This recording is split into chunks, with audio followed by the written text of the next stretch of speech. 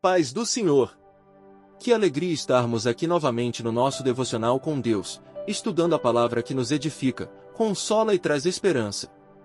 Hoje, mergulharemos em Isaías 61, uma das passagens mais ricas em promessas de restauração, alegria e honra para o povo de Deus. Vamos refletir sobre os 11 versículos deste capítulo, compreender o que o Senhor quer nos ensinar e aplicar essas verdades em nossas vidas. Isaías 61, verso 7, diz: Em lugar da vossa vergonha, tereis dupla honra, e, em lugar da afronta, exultareis na vossa herança, por isso, na vossa terra possuireis o dobro e tereis perpétua alegria. Que promessa extraordinária! Mas, para compreendermos o que Deus realmente quer nos revelar aqui, precisamos estudar o capítulo como um todo, explorando o contexto histórico, a explicação detalhada de cada versículo, os erros a evitar, as bênçãos espirituais e uma mensagem final de fé e esperança.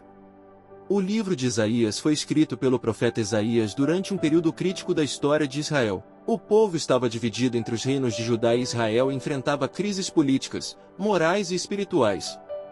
O capítulo 61 é uma mensagem de esperança e restauração para um povo que enfrentaria o exílio babilônico. Este texto aponta também para o Messias e sua obra redentora. Jesus leu os versículos iniciais deste capítulo na sinagoga, em Lucas 4, versos 18 até 21, e afirmou que essas palavras se cumpriam nele. Isso mostra que Isaías 61 tem um significado tanto imediato quanto profético, falando da restauração de Israel e da redenção universal por meio de Cristo. Vamos explorar os 11 versículos deste capítulo, compreendendo o que cada um ensina e quais erros precisamos evitar. Versículos 1 até 3, vamos ler.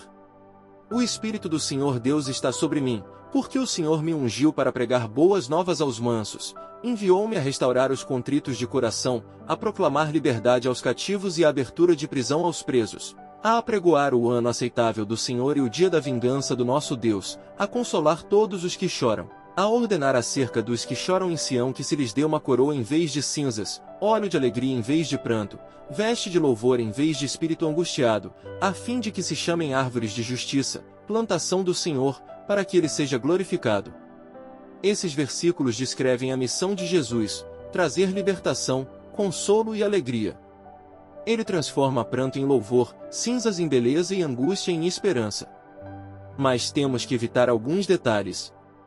Primeiro, ignorar o Messias. Assim como muitos em Israel rejeitaram Jesus, hoje podemos rejeitar sua obra se não confiarmos em suas promessas. Segundo, focar na angústia e esquecer a esperança. O versículo 3 nos lembra que Deus nos chama a louvar, mesmo em meio às dificuldades. Os versículos 4 até 6, vamos ler: E edificarão os lugares antigamente assolados, restaurarão os anteriormente destruídos e renovarão as cidades assoladas, destruídas de geração em geração. E estarão ali estrangeiros e apacentarão os vossos rebanhos, e os filhos do estrangeiro serão vossos lavradores e os vossos vinhateiros. Mas vós sereis chamados sacerdotes do Senhor, e vos chamarão ministros do nosso Deus, comereis a riqueza das nações e na sua glória vos gloriareis.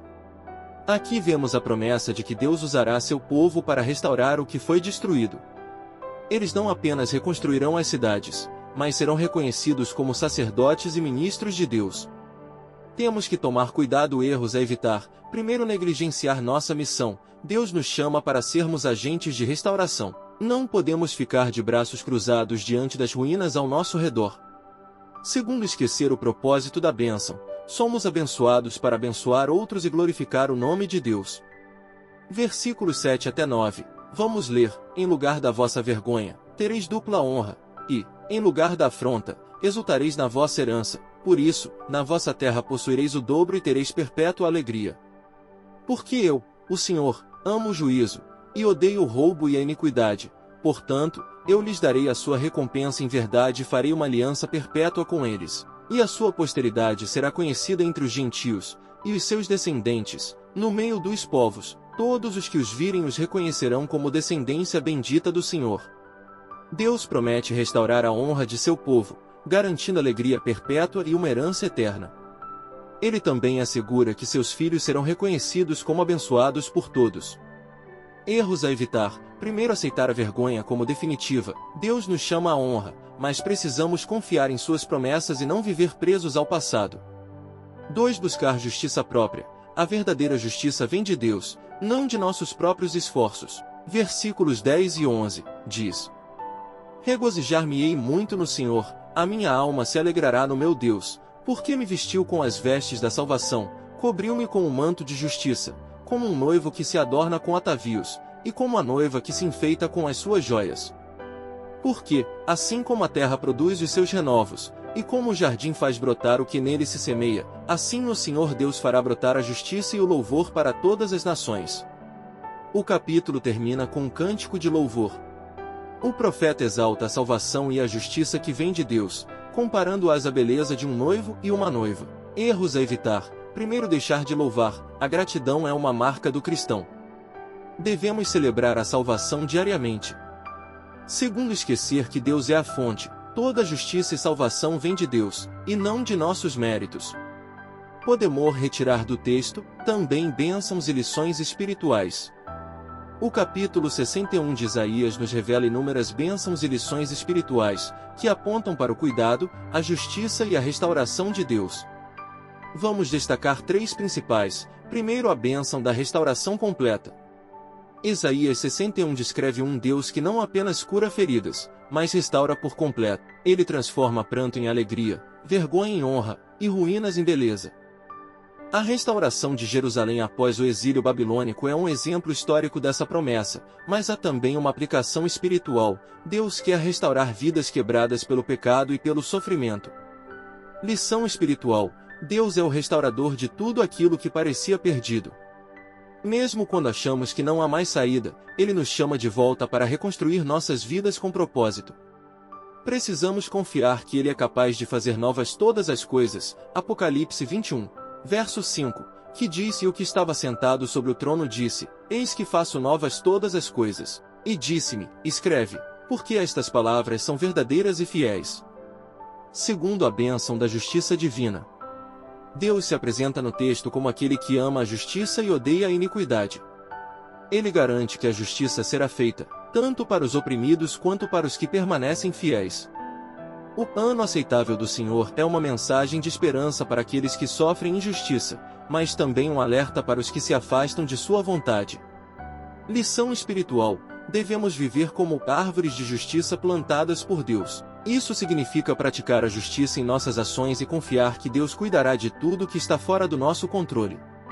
Não cabe a nós retribuir o mal, mas sim deixar Deus agir. Romanos 12, verso 19. Não vos vingueis a vós mesmos, amados, mas dai lugar à ira, porque está escrito: Minha é a vingança, eu recompensarei, diz o Senhor.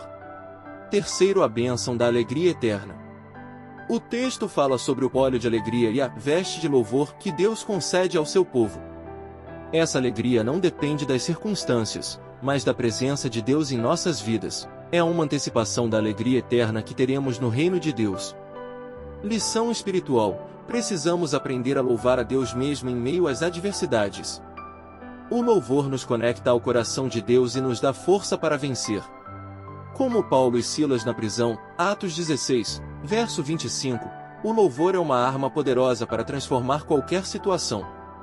Isaías 61 é cumprido em Jesus Cristo, que, ao ler este texto na sinagoga em Lucas 4, versos 18 até 21, declarou que ele é o Messias prometido. Em Jesus, encontramos todas essas bênçãos, restauração, justiça e alegria eterna. Ele nos chama para viver uma vida abundante, mas também alerta que devemos abandonar o pecado e nos voltar completamente para Deus.